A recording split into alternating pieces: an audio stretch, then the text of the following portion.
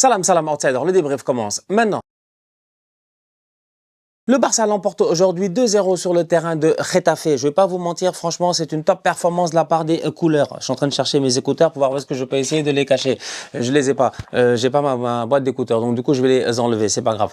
Je vais m'en occuper plus tard. Donc du coup, excusez-moi, j'ai pas envie de reprendre mon débrief. Le Barça l'emporte aujourd'hui 2-0 sur le terrain de Getafe. Franchement, très belle performance de la part des hommes de Hansi Flick. Aujourd'hui, ils se sont gérés. Aujourd'hui, ils se sont réellement gérés. Faut rappeler quand même le contexte qui amène ce Barça dans ce match-là. C'est un Real qui ne se gère pas en championnat. C'est un Real qui n'arrête pas de perdre des points. Nous tous, on l'a vu, il n'y a même pas 24 heures. Le Real ne s'est pas géré. But de Hector Bellerin face au Betis Séville en toute fin de rencontre. Le Real avait l'opportunité de continuer à mettre un peu de pression au Barça pour que ce Classico en fin de saison, dans même pas, je pense, une quinzaine de jours, pour que le Classico, dans 2 semaines, il ait un peu de valeur, tu vois. Donc, ça aurait été cool que le Real y soit là en train de pousser, que le championnat soit un peu serré et tout, mais ce sera pas le cas. Ce sera pas le cas. Je pense que ce championnat, il est plié. C'est juste une question de temps. Le Barça a maintenant 9 points d'avance sur le Real et il reste exactement, ces 38 journées, il reste exactement 5 matchs avant la fin du championnat. Techniquement, il reste 15 points de disponibles et le Barça a 9 points d'avance sur le Real. Ça m'étonnerait que le Barça perde le championnat cette saison. Je pense que c'est plié. Et aujourd'hui, en arrivant face à Getafe, le Barça aurait pu normalement perdre des points. Parce que Getafe, c'est pas simple. Getafe, c'est compliqué. Franchement, Getafe, c'est compliqué. Getafe, c'est des bouchers. Vous avez... Getafe, il n'y a rien qui va là-bas. Il n'y a rien qui va à Getafe. Getafe, c'est où? C'est dans la banlieue de Madrid, on m'a dit. Il n'y a rien qui va là-bas, franchement. C'est quoi Getafe? C'est quoi ce délire? Le stade autour de Getafe, il y a des grues, il y a du sable. Tu comprends pas? Le terrain de Getafe, j'ai jamais vu un gazon aussi aride que cela. Le gazon est aride, le gazon est méchant, le gazon est sec. C'est le genre de gazon, tu as l'impression que si tu glisses dessus, si tu tacles dessus, tu risques de te blesser, tu risques de t'écorcher. C'est ça, Getafe.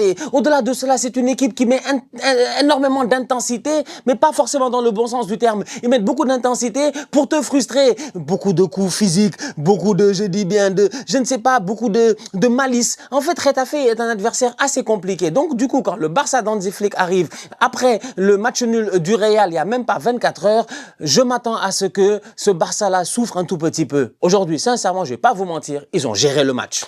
Le match est compliqué, victoire 2-0, c'est très bien joué. Et j'ai d'abord envie de parler de pas mal de joueurs un tout petit peu. Lamine Yamal, tu l'as perdu. Donc du coup, aujourd'hui, nous tous, on a vu ce que c'est que le football sans Lamine Yamal. Ça a pas le même goût. Je suis désolé, franchement, ça n'a pas le même goût. Ça n'a pas le même goût. C'est la vérité, franchement. Le football sans Lamine Yamal, ça n'a pas le même goût.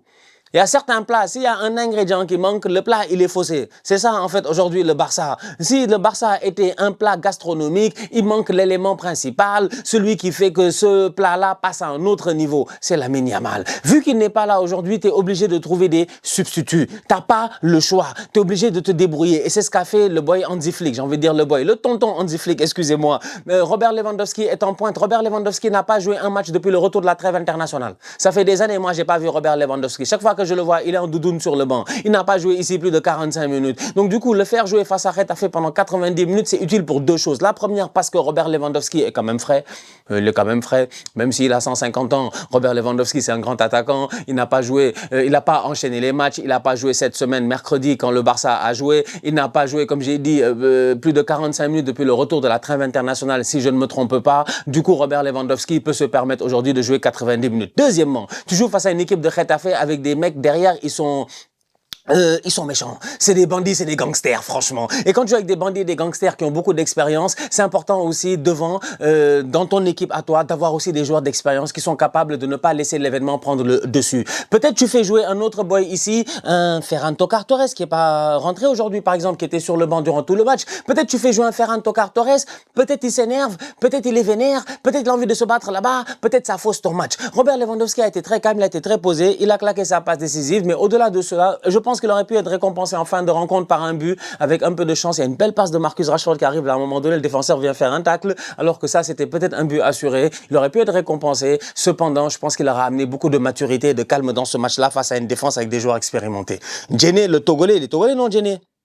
Ouais, Jenny, il est togolais. Jenny, depuis que je suis petit, je le vois là-bas. Franchement. Il est où l'autre Alain Nyom, le Camerounais, depuis que je suis petit, je le vois là-bas. C'est-à-dire qu'il y a des gars, ils sont là dans ce championnat que pour nous traumatiser. Donc, face à ces genres de joueurs-là, un profil comme Robert Lewandowski, je pense qu'aujourd'hui, c'était un bon choix de la part de Hansi Flick. Il a fait son match globalement. Si le match avait fini 0-0, on aurait pu blâmer un tout petit peu Robert Lewandowski pour un manque d'efficacité. Mais franchement, il est à la fin. Et en ce moment, ce qu'il est en train de donner, je trouve que c'est relativement correct.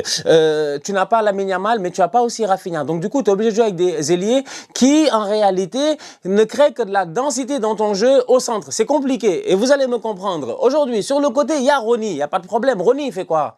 Ronny, il fait quoi? Ronny, c'est un gaucher. Ronny, il rentre. Ronny, il rentre. Donc, Ronny, il est à droite et il rentre à l'intérieur. Comment il s'appelle? Firmin Lopez, c'est un droitier. Techniquement, il est très bon des deux pieds, il n'y a pas de souci, mais il a tendance à pousser vers l'intérieur aussi. Dani Olmo, il est où? Il est à l'intérieur. Robert Lewandowski, il fait quoi? Il peut pas forcément presser comme un fou. Donc, de temps en temps, il joue un tout petit peu plus bas. Donc, du coup, tu te retrouves avec 4 joueurs dans une densité, là, c'est trop. C'est trop. Ça se voit que ça leur manquait un tout petit peu de ligne. João Cancelo qui joue sur son pied opposé, c'est la même chose. Il a tendance à rentrer vers l'intérieur. Jules Koundé, il ne monte même plus. Lui, c'est... Jules! Mais Jules! Mais Jules, la dernière fois, je parlais de toi, je disais Jules. Julio! Qu'est-ce qui se passe? Mais Koundé, t'es un bandit.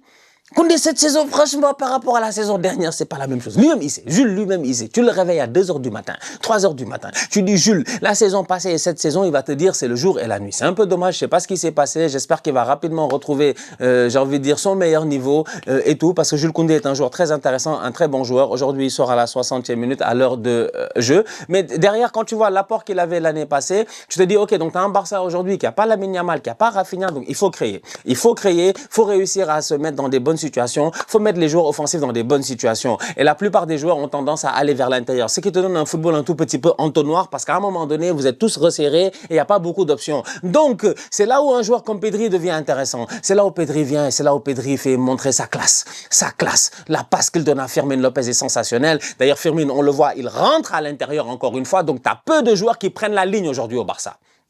Dans un match comme ça, face à une équipe comme Getafe, qui va jouer à 5 derrière, à 4 au milieu de terrain, et avec un seul attaquant, qui n'est même pas un attaquant en réalité, c'est un défenseur, face à une équipe comme Getafe, qui on m'a dit en plus de cela, qu'ils passent leur temps à utiliser apparemment de l'intelligence artificielle. Getafe, c'est des robots, je savais, c'est un football de robots. Ils sont là, ils sont tranquilles, ils sont en train de réfléchir à... Ils demandent à l'IA comment je vais contrer l'autre. L'IA leur dit n'arrosez pas le terrain, ils n'arrosent pas le terrain. Donc quand tu as un adversaire aussi compliqué que cette équipe de Getafe là, ben, tu as besoin de temps en temps pour, comment on appelle ça, pour break de bloc, donc pour réussir à casser ce bloc défensif-là, d'avoir un peu de largeur. C'était un peu plus compliqué aujourd'hui à cause des profils que tu avais sur le terrain. Donc du coup, quand je les regarde, j'ai envie de dire que franchement, ils se sont bien gérés. Belle passe de Pedri. Firmin, très intelligent. Il rentre à l'intérieur, il utilise son corps pour protéger le défenseur. À ce moment-là, le défenseur ne peut plus rien faire. Il est dans la surface de réparation. La finition est sensationnelle. Ça fait 1-0. Un peu plus tard, avant la fin du match, à la 74e minute, c'est Marcus Rashford qui est rentré dans ce match-là. Bon, Rashford, il est critiqué. Doit-il rester, doit-il partir à la fin de son prêt et tout? Moi, je pense que Rashford, il est pertinent, les gars. Pourtant, Rashford, comme ça, vite fait, franchement, tu le mets, tu es indifférent, tu le mets dans le bureau, tu lui cries dessus en allemand, là, ça va rentrer dans sa tête.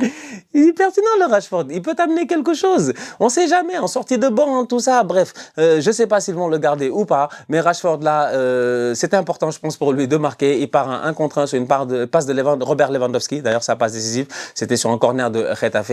Ils étaient tous montés. Ils avaient essayé, je pense, au niveau de Getafe, en fin de match, d'aller chercher ce match nul-là. Rashford les contre. Sur le compte, il n'y a personne qui peut le rattraper. Il arrive devant le gardien. La finition est très bien faite parce que le gardien sort.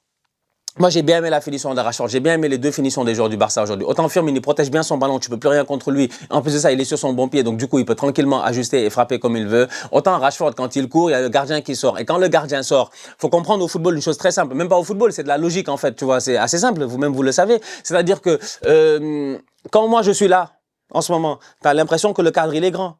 Plus je me rapproche de la caméra, plus tu as le focus sur moi, plus le cadre, il paraît petit. Pourtant, le cadre n'a pas changé de taille. C'est la même chose avec Marcus Rashford. Il a Soria qui sort sur lui. Et quand Soria, il sort sur la frappe de Rashford, sur le but de Rashford, si Rashford se met à essayer de faire le malin, à dire qu'il va enrouler un ballon pour essayer d'aller chercher, je dis bien, le poteau, l'angle, le poteau rentrant ou machin ou quoi que ce soit, il risque d'avoir des problèmes parce que la vision, l'angle de tir se rétrécit, plus ton gardien il rapproche de tes yeux.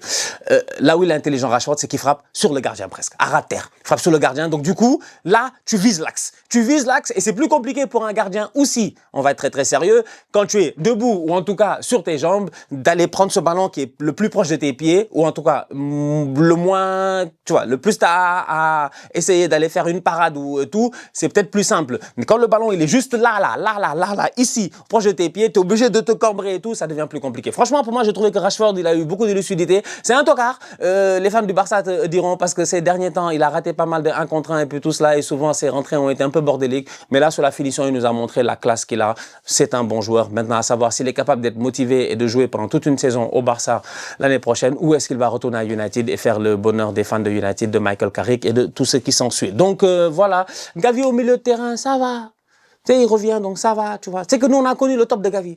Donc jusqu'à présent, je ne peux pas être satisfait. Je dis juste ça va, c'est bien. Ça fait plaisir de le voir. Je m'attends à plus, tu vois. Parce qu'on a connu le top du Gavi. On a connu Gavi qui faisait des tacles avec la tête. C'est-à-dire que les boys, ils veulent dégager le ballon. Tu vois, Gavi, il met sa tête, il est prêt à se suicider pour le game, tu vois. C'est ça, Gavi. C'est le Gavi qu'on a connu. Donc, c'est normal que reste un peu sur ma faim quand je vois ses performances en ce moment. Mais l'essentiel, c'est qu'il retrouve du temps de jeu, qu'il se fasse plaisir. Il est sur le terrain pendant 1 heure de jeu. Frankie est rentré en fin de rencontre. Il a fait sa mi-temps aussi. Donc, globalement parlant, bon match de la part du Barça, bien géré de la part du Barça. Ils se sont gérés, ils ont fait le taf et ils sont champions en titre. Et en ce moment, on peut dire qu'ils sont champions élus, franchement. Comme aux États-Unis, quand tu es président, après les élections, en attendant que les résultats soient confirmés et tout, on dit tu es president elect. Donc, tu es le président élu, tu vois. Et après, tu vas prêter serment et après, tu es président en titre. C'est la même chose pour le Barça. On attend juste en fait qu'il soulève cette coupe-là. Peut-être ce sera lors du Classico. Si tout se passe bien normalement, il y a moyen qu'un bon résultat lors du Classico leur permette définitivement d'être champion, dépendamment de ce que le Real va faire d'ici là. Donc, voilà. Bon match de la part des couleurs. Victoire 2-0 à l'extérieur sur un terrain compliqué. Rendez-vous lors de la 33e journée. La famille, on se capte très bientôt pour une nouvelle vidéo. Il y a Arsenal qui va jouer dans quelques minutes face à Newcastle. Sortez vos chapelets, priez pour nous parce que la situation est compliquée. On se capte très bientôt pour une nouvelle vidéo. D'ici là, on continue à liker, on continue à partager. On s'abonne. On est ensemble, on reste en santé. C'est le plus important. Tous outside.